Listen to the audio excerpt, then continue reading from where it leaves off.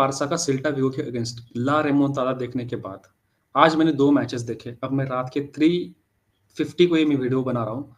Real Madrid ने extra time में गोल मारा है टू एथलेटिक क्लब और वो ड्रॉ करते-करते थोड़े से बचे।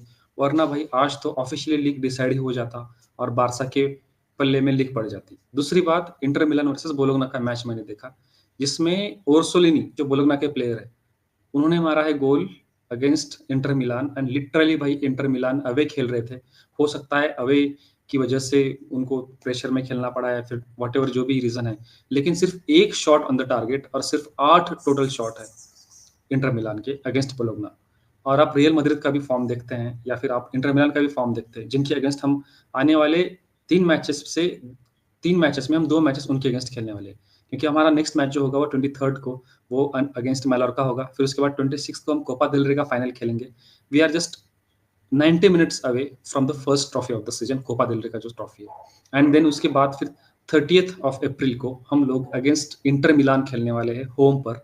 और जिस तरीके से आज इंटर मिलान खेली है ना, बहुत सारे लोग बोल रहे थे कि निको बारिया है, अलेजांद्रो बास्तोनी है, ये है, वो है, डिमार्को है। भाई देखो, लौतारो मार्टिनेज जो भी है, the form of football Inter Milan is playing और जो फॉर्म ऑफ फुटबॉल जो बार्सिलोना खेल रहे हैं ना, इन दोनों में बहुत बहुत डिफरेंस है। सबको लग रहा होगा कि इंटर मिलान जो 3-5-2 खेल रहे हैं, फिर उसके बाद बार्सिलोना जो है वो अलग फॉर्म ऑफ फुटबॉल खेल रहे हैं। देखो, एक बात बोलना चाहता हूँ, हंसी फ्लिक ने, मैंने ये बात हमेशा से बोली है, हंसी फ्लिक ने बार्सिलोना में जर्मन फुटबॉल और स्पेनिश टिकी टाका पोजीशन फुटबॉल का फ्यूजन बनाया है and then he is playing the best form of football currently in the world. और दूसरी तरफ इंटर मिलान की तरफ अगर देखा जाए तो इंटर मिलान जो है बहुत ज़्यादा एग्रेशन के साथ फुटबॉल खेलते हैं। ऑन द बॉल जब होते हैं तो 5-3-2 3-5-2 सिस्टम में बहुत ज़्यादा एग्रेशन के साथ खेलते हैं। 3-5-2 जब वो तब होते हैं जब वो ऑफेंसिव मोड में होते हैं। 5-3-2 तब होते हैं जब डिफेंसिव मोड में होते हैं या फिर ऑफ द बॉल होते हैं, जब उनको डिफेंड करना होता है। क्योंकि डिमार्को और डम्फ्री जो है वो दोनों विंग बैक्स है, दोनों पूरी तरीके से पीछे आ जाते हैं। तो यहाँ पे बारसा को क्या करना होगा? देखो, लो ब्लॉक के अगेंस्ट खेलने में बारसा को कोई प्रॉब्लम नहीं है।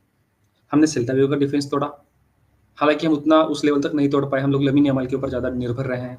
हमने एटलेटिको मैड्रिड के अगेंस्ट गोल स्कोर किए हैं। जितने भी ला लिगा की टीम्स है, जो लो ब्लॉक खेलती है, उनके अगेंस्ट हमने खेला है, हमने अच्छी खासी जीत हासिल की है। लेकिन जब बात आती है कोई इटालियन टीम की ना, उनके अगेंस्ट आपको ये इंटर मिलान की एक सबसे बड़ा इश्यू क्या है पता है? कि वो लोग ना, वो मिडफील्डर्स को और डिफेंडर्स को और फुल बैक्स को जिस तरीके से रोल्स उनके इंटरचेंज होते हैं ना, ये सबसे बड़ा चैलेंज होगा इन फ्रंट ऑफ बार्सिलोना। लेकिन ओवरऑल अगर देखा जाए जिस तरीके का अटैकर्स हमारे पास है और मिडफील्डर हमारे पास है ना, मुझे लगता है कि इनके हेल्प से बार्सिलोना इंटर मिलान के अगेंस्ट दोनों लोग में आराम से जीत सकते हैं।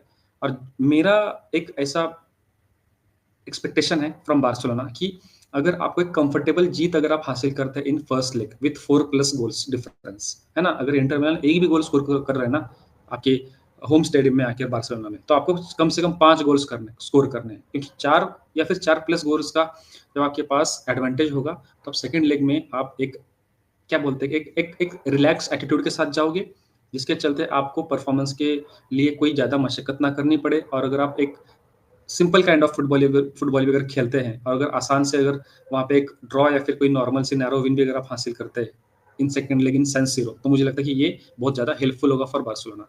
और बात करते हैं रियल मैड्रिड की अगर, तो रियल मैड्रिड फिर से ऑफ द ट्रैक नज़र आ रहे हैं। कोई भी बड़ा प्लेयर मुझे परफॉर्म करता हुआ नज़र नहीं आ रहा। हालाँकि चांसेस उनके अच्छे क्रिएट हुए अगेंस्ट एथलेटिक बिल्बाओ, लेकिन ओवरऑल अगर देखा जाए तो मैड्रिड फिर भी नहीं उभर पाए हैं, चाहे वो वेलेंसिया के अगेंस्ट की हार हो या फिर वो आर्सेनल के अगेंस्ट दोनों लेग्स में मिला के 5-1 एग्रीगेट का वो स्कोर हो, और जिस तरीके से डिफेंसिव ब्लंडर्स उन्होंने किए हैं, या फिर आज का एथलेटिक बिल्बाओ के अगेंस्ट का परफॉर्मेंस हो।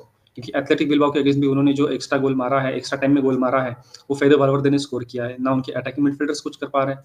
विनीसियस ने एक गोल स्कोर किया जिसमें एंड्रिक के ऑफसाइड होने की वजह से वो गोल नहीं काउंट हो पाया। लेकिन कहने का मतलब मेरा यही है कि आने वाले जो मैचेस है, हमारे ओपोनेंट्स उतना हाई लेवल पे परफॉर्म नहीं कर रहे जिस लेवल पे करंटली बार्सिलोना परफॉर्म कर रहे हैं। लेकिन एक सबसे बड़ा मेन इशू क्या है कि हमारे पास लेवांडोव्स्की नहीं होगा, जो हमारा मेन प्लेयर है बड़े गेम्स का, जो एक्सपीरियंस और जिस स्टेचर का प्लेयर है, वो जिस तरीके से हेल्प करता है हमको अटैक में और जिस तरीके से एक लीडरशिप प्रोवाइड करता है ऑन द पिच, वो हमारे पास नहीं होगा कोपा देल रे फाइनल में। और हमारे पास बाल्दे भी नहीं होंगे कोपा देल रे फाइनल में।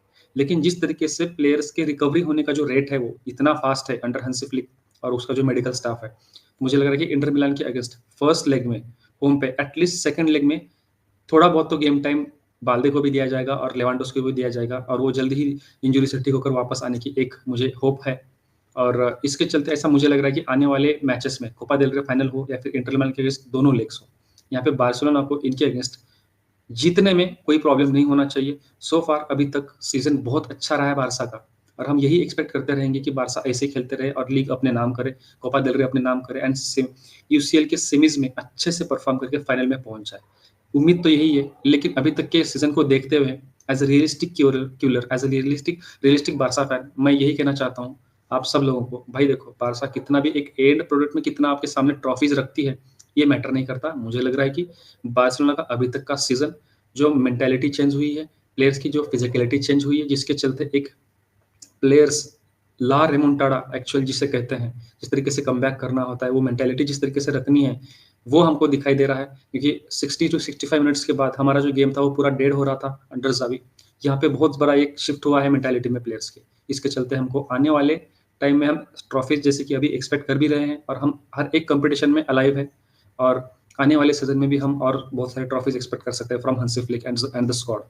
तो ये था मेरा एक तरीके से Inter Milan versus real Madrid के अगेंस्ट का प्रीव्यू कह लो इस चीज़ को या फिर कुछ भी कह लो, लेकिन इंटर मिलान के अगेंस्ट आपको डरने की बिल्कुल ज़रूरत नहीं है। इतना तो मैं कह सकता हूँ क्योंकि इस इंटर मिलान ने बोलोग्ना के अगेंस्ट सिर्फ एक शॉट ऑन द टारगेट अगर दिखाया है, तो वो अवे खेलेंगे हमारे अगेंस्ट, मतलब हमारे होम पे खेलेंगे, उनके लिए अवे मैच होगा और कहीं न कहीं पे तो ये चीज़ हमारे लिए बहुत हेल्प होगी।